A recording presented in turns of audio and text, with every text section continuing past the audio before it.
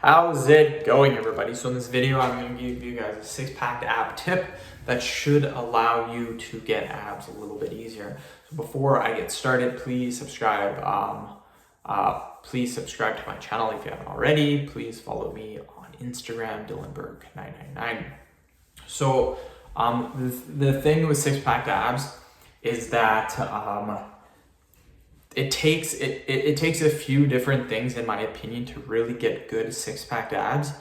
And one of the things that is really determined by your abs, obviously, is your body fat percentage. But that's not what I'm going to talk about in this video. I'm not really going to talk about body fat percentage. I'll talk a little bit about it. But in order to get a low body fat percentage, we need to lose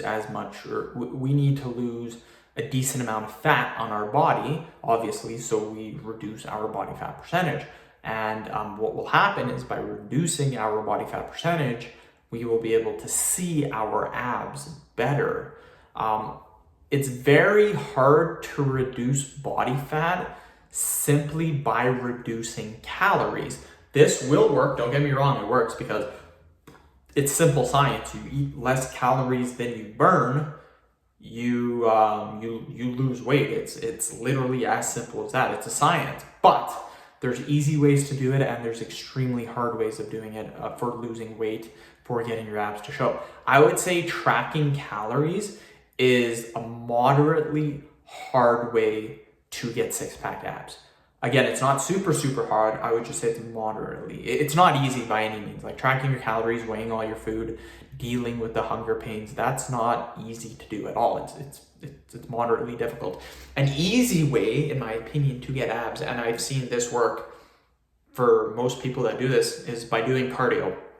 A lot of times cardio gets a huge bad rap. Back in the day, cardio used to be amazing for getting abs. Now I find on the internet, different forums, it gets bad raps. It says it gets a bad rap. A lot of people diss it, and a lot of people say it's the reason why people don't get abs. Generally, the people that are bad examples of this are people that are eating 500 calories a day, yet they're running 10 miles on the treadmill. Yeah, no kidding, it's bad to do cardio if you're doing that. But what cardio will do is it will speed up your metabolism, especially high intensity interval training, HIIT. It's better than LISS, which is LISS, low intensity steady state cardio. Basically that's like walking or jogging. High intensity interval training is better than doing that. It will burn more calories for a longer period of time, even if you're not doing the cardio. So I believe high intensity interval training can help you burn calories up to 24 hours after you have done it. So it's amazing.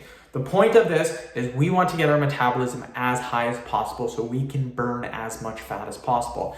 My metabolism is so high. I'll tell you what I did. Yesterday, I ate a whole pizza by myself, 12 pieces of pizza, which is a ton of calories.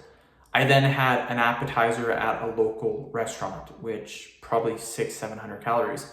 I had 5 Gatorades because I drink a ton of Gatorades when I'm working because my job's so labor intensive. So I had 5 Gatorades, I had an energy drink, I had half a liter of Coke. I literally probably ate the worst that you could probably eat in a day. Like the worst possible way of eating. I probably ate that. You know what happened the next day? I actually had a low weigh-in and my abs were really popping. I'm like, how in the heck is that even possible? It's because my metabolism is so high because I've built so much muscle. The more muscle you have, more metabolism. The higher your metabolism is going to be, the more calories you need to feed those muscles. But by having a high metabolism, not only do you not have to eat as strict, but you're going to burn body fat way quicker than if you just don't do anything and just track your calories.